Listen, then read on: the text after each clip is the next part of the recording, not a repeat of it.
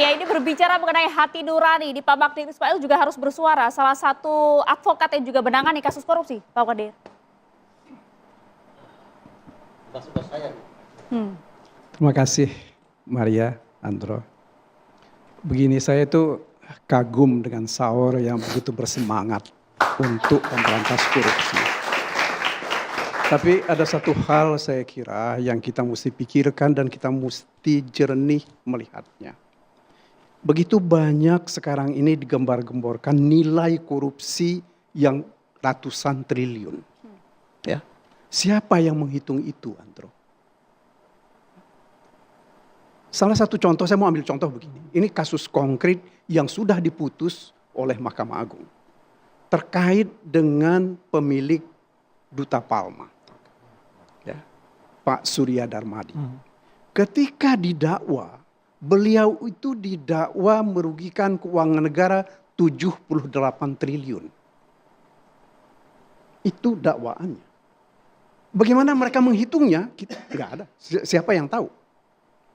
Yang sepanjang yang saya tahu yang menghitung, yang melakukan perhitungan itu adalah ahli tanah, orang kehutanan, ya, yang mereka menghitung kerugian itu terjadi karena untuk memulihkan tanah yang digunakan menjadi kebun itu perlu waktu 100 tahun.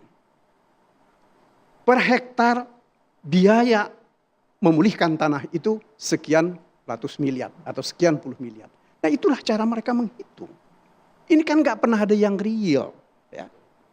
Saya kira ini persoalan pokok kita. Kita sekarang ini aparat penegak hukum kita lebih banyak seolah-olah lagi kontestasi mengenai besarnya kerugian keuangan negara. Sampai dibuat udah klasmen korupsi. Sampai dibuat sedemikian rupa itu. Tetapi nyatanya kan tidak. Nah dalam perkaranya Pak Surya Darmadi itu, dia dinyatakan di dalam perkara itu kerugian keuangan negara itu 2,6 sekian triliun. Uangnya dia sudah disita 5, sekian triliun. Tetapi apa yang terjadi? Ya. Seluruh hartanya dia disita, termasuk uangnya, tetapi tidak pernah dieksekusi. Nah ini problem pokok kita. Ya. Apalagi kalau sekarang misalnya, saya nggak tahu bagaimana mereka menghitung misalnya 300 triliun terkait dengan timah. Saya yakin betul kalau melihat presentasinya salah seorang ahli tanah dari IPB itu, yang mereka menghitung itu karena kerusakan tanah. Ya. Jadi hanya sekedar potensi, ya, tidak ada yang real. Kita nggak tahu yang real itu seperti apa. Karena begini Andro, ini ada kecenderungan ahli-ahli kita dalam menghitung ini. Salah satu di antaranya yang mereka sebut sebagai illegal gain. Ya. Akan tetapi apa yang mereka sebut illegal gain ini nggak pernah jelas ukurannya. Ya. Kalau yang jelas ukurannya itu illegal gain itu kalau terkait dengan drug and trafficking. Jelas itu. Perbuatannya itu salah, ya. Tidak boleh menurut hukum, sehingga itulah kerugian. Ya.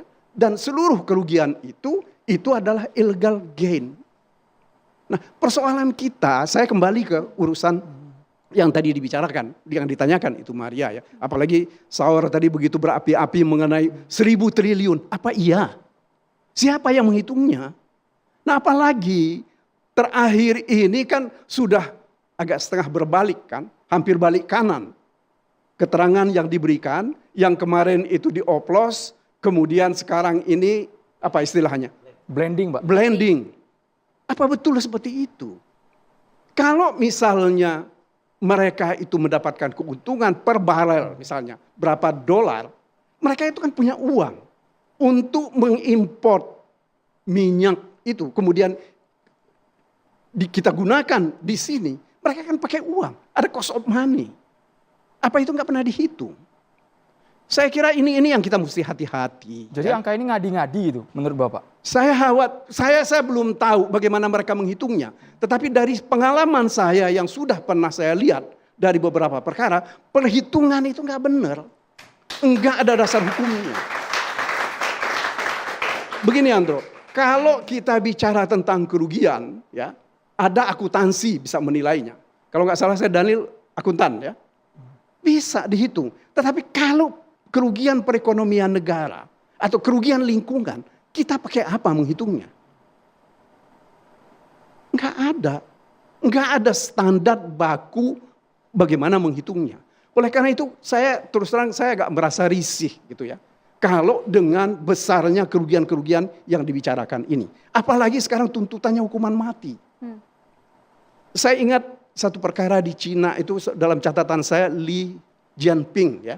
Berapa tahun yang lalu.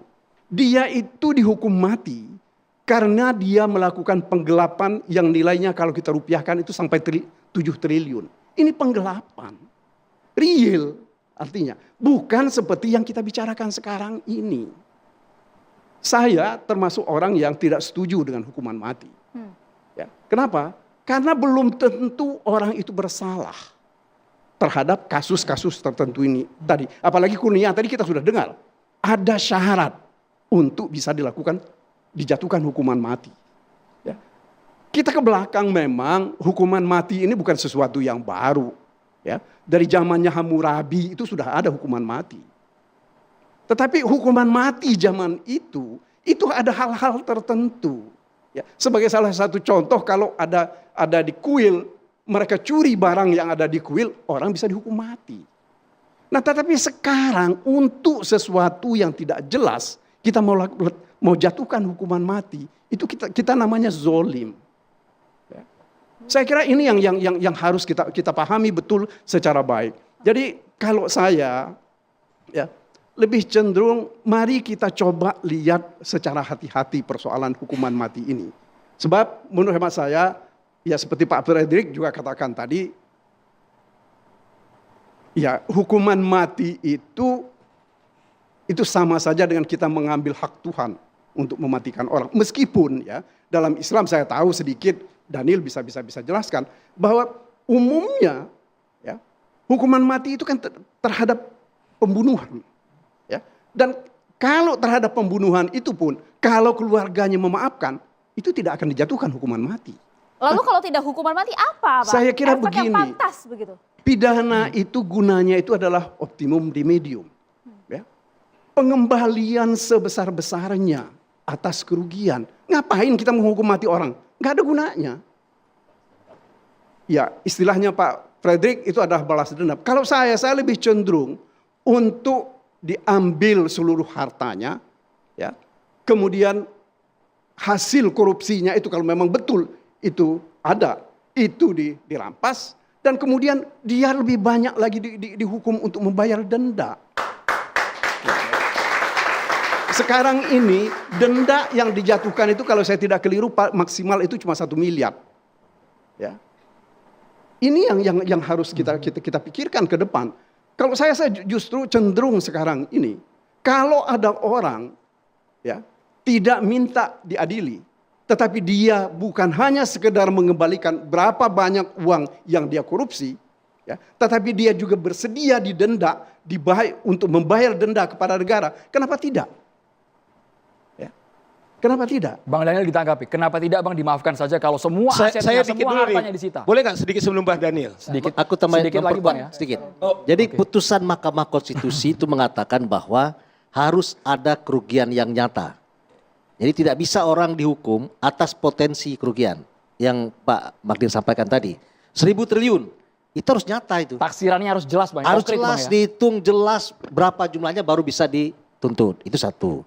Yang kedua, soal hukuman mati. Hukuman mati ini pernah diterapkan di Indonesia pada kasus Yusuf Muda Dalam. Ya, pada tahun 66 dia dijatuhi hukuman mati selaku Menteri Urusan Bank Sentral sekaligus merangkap jadi Gubernur BI.